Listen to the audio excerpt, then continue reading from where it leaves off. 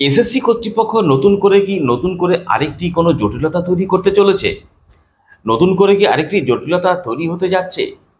কি সেই জটিলতা?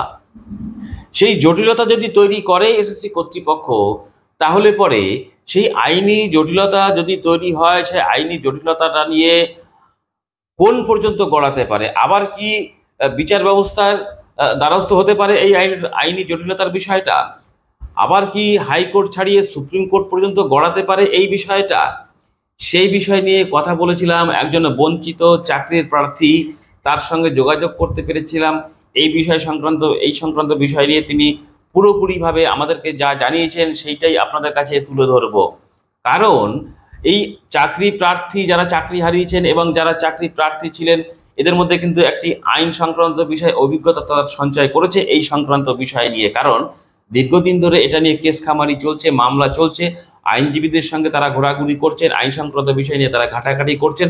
স্বাভাবিকভাবে তাদের মধ্যে একটা অভিজ্ঞতার সঞ্চয় হয়েছে। সেই অভিজ্ঞতার ভিত্তিতে আমাদের যেটা জানালেন সেই বিষয় নিয়ে আমার এই প্রতিবেদনের মধ্যে থাকবে, আবেদন থাকবে প্রতিবেদনটি স্কিপ না করে পুরো শুনতে থাকুন। শেষে আপনারা আপনাদের মতামতটা জানিয়ে যাবেন। আসি প্রতিবেদনের মূল বিষয়ে। দেখুন, আপনারা জানেন এই এসএসসির তৈরি করা জটিলতা এবং রাজ্য সরকারের তৈরি করা জটিলতার কারণেই প্রায় 26,000 শিক্ষক কর্মচারী তাদের চাকরি চলে গেছে সুপ্রিম কোর্টের নির্দেশে। এবং সেই সঙ্গে ওই সুপ্রিম কোর্টের নির্দেশে চাকরি চলে যাওয়ার সঙ্গে সঙ্গে তারা কিন্তু ওই চাকরিহারা শিক্ষক কর্মচারী এক অন্ধকার গলির মধ্যে তাদেরকে ঢুকিয়ে দেওয়া হয়েছে। সেখান তারা বেরিয়ে আসার আপ্রাণ চেষ্টা করছে।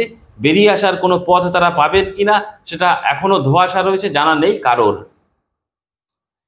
এই অন্ধকার গলি থেকে বেরিয়ে আসার তারা যখন চেষ্টা করছেন, তারা বলছেন তারা নতুন করে আর কোনো পরীক্ষায় বসবে না, তাদের চাকরিতে তাদের বহাল রাখতে হবে এবং তাদের সামাজিক সম্মান ফিরিয়ে দিতে হবে।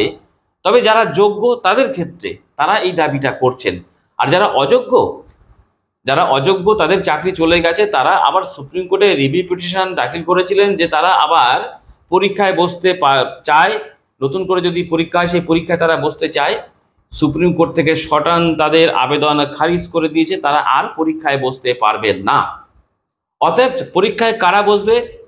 পরীক্ষায় বসবে যোগ্য যারা চাকরি প্রাপক ছিলেন, চাকরি হারিয়েছেন, আর যারা চাকরি পাননি। প্রায় 22 লক্ষ চাকরির প্রার্থী তারা পরীক্ষায় বসেছেন, তারা প্রত্যেকেই এই চাকরির পরীক্ষায় বসবেন এবং এই চাকরির নোটিফিকেশন জারি করতে হবে সুপ্রিম কোর্টের নির্দেশ অনুযায়ী এ মাসের 30 তারিখের মধ্যে। যদি সেটা না করেন তাহলে রাজ্য সরকার বা এসএসসি কর্তৃপক্ষ আরেকটি সমস্যায় পড়বে, এটা কিন্তু অবধারিত। অতএব আর সমস্যায় পড়তে চায় না এসএসসি কর্তৃপক্ষ, রাজ্য সরকার। সেই কারণেই যতই চাকরিহারা চাকরি প্রাপকরা বলুন যে পরীক্ষায় বসবে না, কিন্তু এসএসসি কর্তৃপক্ষ রাজ্য সরকার উভয়কেই চাকরির পরীক্ষার ব্যবস্থা করতে হবে এবং এই নিয়োগের প্রক্রিয়াটা শেষ করতে হবে 30শে ডিসেম্বরের মধ্যে। আমরা যেটা জানতে পেরেছি, যদি আমার ভুল না হয়ে থাকে, সেরকম একটা অবস্থায় দাঁড়িয়ে যখন পরীক্ষার ব্যবস্থা করা হবে, যদি পরীক্ষা হয়, তাহলে এই পরীক্ষায় বসবে যোগ্য চাকরিহারা শিক্ষক কর্মচারীরা, সেই সঙ্গে বসবে যারা চাকরি পাননি সেই সময় যারা পরীক্ষায় বসেছিলেন, প্রায় 22 লক্ষ অযোগ্যদের বাদ দিয়ে। এবং এদের প্রত্যেকের ক্ষেত্রেই সমান অধিকার থাকবে, সুযোগ সুবিধা প্রত্যেকের সমান থাকবে, সেটাই হওয়া উচিত। কিন্তু যেটা এই মুহূর্তে বাতাসে ঘুরে বেড়াচ্ছে, সংবাদ মাধ্যমে যেটা প্রচারিত হচ্ছে, তা হচ্ছে যে এই যে পরীক্ষায় বসবেন যারা, তাদের মধ্যে যারা চাকরি হারিয়েছেন তাদের একটা বাড়তি সুযোগ দেওয়ার একটি কথা উঠে আসছে। তা হলো যারা শিক্ষকতার সঙ্গে যুক্ত ছিলেন, সেই শিক্ষকতা করবার যে অভিজ্ঞতা, সেই অভিজ্ঞতার ভিত্তিতে তাদের একটা গ্রেস মার্কস দেওয়ার একটা বিষয় কিন্তু কথা উঠেছে। আর যদি এটা এই সুযোগটা, বাড়তি সুযোগটা দেওয়া হয় চাকরিহারাদের, সেক্ষেত্রে কিন্তু আরেকটি আইনি জটিলতা তৈরি হতে পারে। এবং সেই আইনি জটিলতা যদি তৈরি হয়, সেই আইনি জটিলতা তৈরি হলে কি হতে পারে, আগামী দিনে আবার নতুন আরেকটি সমস্যা তৈরি হতে পারে। তা এই সমস্যা যদি আইনি জটিলতা তৈরি হয়, সেই সংক্রান্ত বিষয় নিয়ে আমরা যোগাযোগ করতে পেরেছিলাম। আপনারা জানেন, তাকে প্রত্যেকেই চেনেন, অরুণিমা পাল, বঞ্চিত চাকরির প্রার্থী। আপনারা তাকে আরো ভালোভাবে চিনতে পারবেন, আপনাদের খেয়াল থাকবে চাকরি পাওয়ার আন্দোলনে যখন তারা রাস্তায়, তখন তাদের হাতে একজন পুলিশ কর্মচারী কামড়ে দিয়েছিলেন, সেই অরুণিমা পাল, তিনি, তার সঙ্গে আমরা যোগাযোগ করতে পেরেছিলাম। তিনি কি বললেন আসুন, আর কথা নয়, সরাসরি আমরা অরুণিমা পালের কথার মধ্যে প্রবেশ করি। কি বলেছেন নিশ্চিতভাবেই আপনারা আপনাদের মতামত জানাবেন। দেখুন, আপনি যে গোটা বিষয়টা বললেন তার প্রেক্ষিতে যে কথাটা আসে, প্রথমে আসে প্যানেল ক্যান্সেল হয়েছে কেন। প্যানেল ক্যান্সেল হয়েছে, এই 26,000 চাকরি হারা হয়েছে মূলত প্রাতিষ্ঠানিক দুর্নীতির জন্য। 17 রকমের দুর্নীতি হয়েছে, তা আজকে সুপ্রিম কোর্টে প্রমাণিত।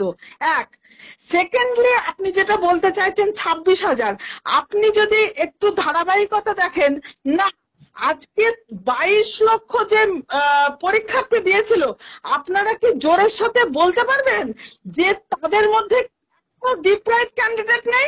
একথা আপনারা বলতে পারবেন না। তার প্রমাণ হলো এই যে যারা টেন্টেড, অর্থাৎ চিহ্নিত, মার্ক, এরা ম্যানিপুলেটেড। তাহলে সেই জায়গাগুলো যাদের পাওয়ার কথা ছিল তারা আজকে ডিপ্রাইভ, তাহলে তাদের কথাটা কিন্তু সেইভাবে আজকে আলোচনার টেবিলে উঠে আসছে না। তাহলে এটা বুঝতে হবে, এটা শুধুমাত্র 26,000 যারা চাকরি হারা হয়েছেন এবং তাদের পরিবারের সমস্যা নয়, যারা যারা এই দুর্নীতি দ্বারা প্রত্যক্ষ এবং পরোক্ষভাবে ক্ষতিগ্রস্ত হয়েছে তারাও, এবং সেই অংশটা একটা বিরাট বড়। এটা কিন্তু আমাদের সাধারণ মানুষকে বোঝানোর দায়, দায়িত্ব, কর্তব্য নিশ্চিতভাবে সংবাদ মাধ্যমের কাছে আমরা প্রত্যাশা রাখি। 2, 3 নম্বর যেটা আপনি বললেন যে আলটিমেট পরীক্ষা দেওয়াটাই পথ হয়ে দাঁড়াচ্ছে অ্যাকর্ডিং টু সুপ্রিম কোর্টের জাজমেন্ট।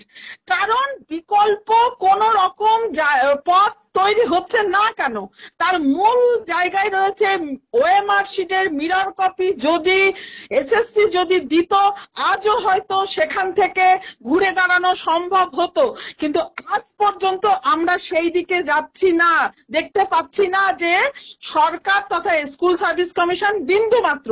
এবং মুখ্যমন্ত্রীকে বারংবার আমরা এইভাবে শুনতে দেখেছি, কোট আনকোট কারোর চাকরি খাবেন না, অর্থাৎ উনি নন টেন্টেড অপেক্ষা সবসময় উনি অযোগ্য বা টেন্টেডদের পাশে কিন্তু কার্যত রয়েছেন। তারই আজকে রেসিডুয়াল কিন্তু এখানে।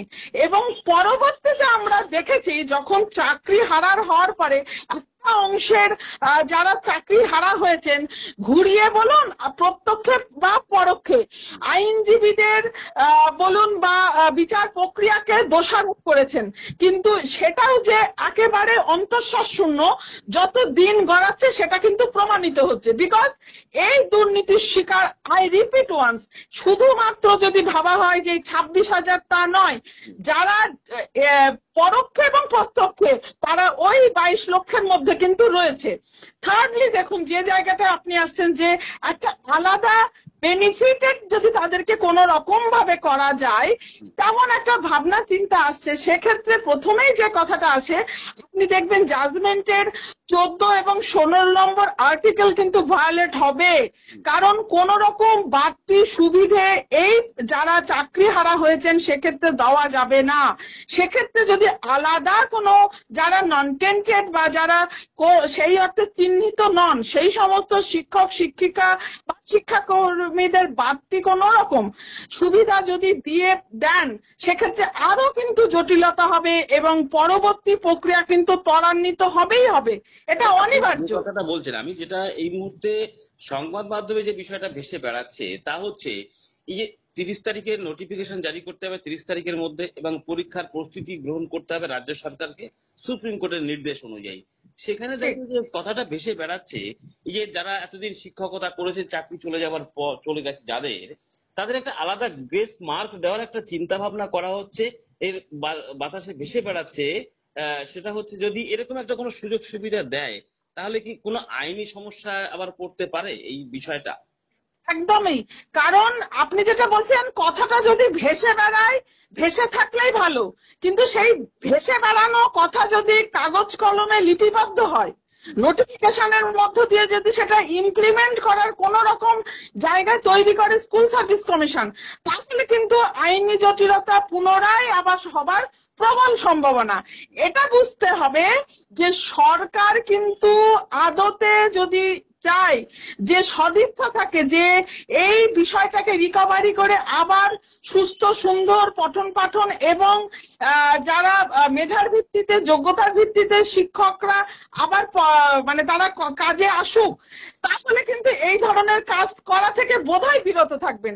আর যদি তাহলে করে তাহলে এটা আমাদেরকেও বুঝতে হবে ইন্টেন্ট নিয়ে করছেন, অর্থাৎ সেই একই রকম ভাবে জটিলতার মধ্য দিয়ে ওই মুখ্যমন্ত্রী একটা কথা বলবেন দেখবেন, আন্ডার জুডিশিয়াল, অর্থাৎ বিচারাধীন রেখে বিষয়গুলোকে সব সময় ওই কোর্টের জিম্বায় ফেলে দিয়ে আমাদেরকে এইভাবে বোঝানোর চেষ্টা করা হয় যে আমরা দেখুন সদিচ্ছা দেখাচ্ছি, কিন্তু ওই কোর্টে যাচ্ছে সবাই, ওই কেস করছে, ওই জন্য এই যে একটা মিথ্যে ন্যারেটিভ উনি দিনের পর দিন তৈরি করে চলেছেন, সেটা থেকে সাধারণ মানুষ, আমাদের মতন ডিপ্রাইভ ক্যান্ডিডেটস এবং যারা আগামীতে পরীক্ষা দেবেন সকলকে সজাগ থাকতে হবে। আমি যদি ঠিকঠাক করে রুলস অ্যান্ড রেগুলেশন মিলে নোটিফিকেশন দিই, এক্সাম নিই এবং নিয়োগ করি, পৃথিবীর কারোর ক্ষমতা নেই কোর্টে গিয়েই বলুন আর সেই ইন্টারন্যাশনাল কোর্টেই যান সেইটাকে কোন রকম ভাবে বাধাপ্রাপ্ত করার। এটা তখনই বাধাপ্রাপ্ত হবে যখন কিনা তার মধ্যে অসংখ্য ভুল এবং ইচ্ছাকৃত ভুলের একটা প্রবণতা থাকবে, যেটা আমরা কিন্তু দেখে আসছি। আশা রাখবো এই ধরনের মানে কোট আনকোট অসৎ ইচ্ছা থেকে নিজেদেরকে তারা সরিয়ে রেখে ঠিক ভাবে যাতে বিষয়টা আবার পুনরায় আপনার স্বচ্ছতার সাথে সততার সাথে হয়, সে বিষয়ে আমরা আগামীতে সঠিক এবং সদর্থক পদক্ষেপ দেখতে চাই স্কুল সার্ভিস কমিশন তথা সরকারের তরফ থেকে। মানে আপনার কাছে একদম শেষ প্রশ্ন আমার, সেটা হচ্ছে তার মানে একটা জিনিস দাঁড়াচ্ছে, এই যে শিক্ষকতার অভিজ্ঞতা এই অজুহাতে দেখিয়ে যদি শিক্ষকদের আবার আলাদা করে নতুন করে কোনো গ্রেস মার্ক দেওয়ার কোনো ব্যবস্থা থাকে, সেক্ষেত্রে আবার আইনি জটিলতা বা এই বঞ্চিত চাকরি প্রার্থীরা আবার আদালতে যেতে পারেন, এরকম একটা জায়গা তৈরি হওয়ার সম্ভাবনা রয়েছে। নিশ্চিত ভাবে, কেন দেখুন এটাতে লজিক্যালি বুঝতে হবে। ধরুন যারা টেন্টেড ক্যান্ডিডেট তারাও তো শিক্ষকতা করেছেন, আজকে সেই জায়গায় যারা ডিজার্ভিং ক্যান্ডিডেট ছিলেন অর্থাৎ যারা বিন্দু মাত্র ম্যাল প্র্যাকটিস করেননি, তাহলে তো তারা সেখানে কাজগুলো করতেন, তাহলে তারা তো বেনিফিশিয়ারি হতেন। তাহলে যে ব্যক্তিটি যারা নন টেন্টেড তারা কাজ করার সুযোগ পেল, অথচ এই ডিরেক্টলি এই দুর্নীতির জন্য যে সমস্ত টেন্টেড অর্থাৎ যারা ক্রেতা শিক্ষক শিক্ষিকা তাদের জন্য যারা কাজগুলো পেলেন না, তাদের অপরাধটা কি? তাহলে পরে সেই গ্রেস মার্ক তো তাহলে তারা পড়াতেন, তাহলে তো তারাও আজকে তারা সেটা পারফর্ম করে সেটা অর্জন করতে পারতেন, তাহলে সেটা থেকে তারা তো বঞ্চিত হয়েছেন। এর সত্তর কোথায় এটা বুঝতে হবে। আর আপনার জাজমেন্টে রয়েছে রুলস ভায়োলেট হবে, সুতরাং যদি এমনটা হয় তাহলে কিন্তু বকলমে বুঝে নিতে হবে সরকারের সদিচ্ছার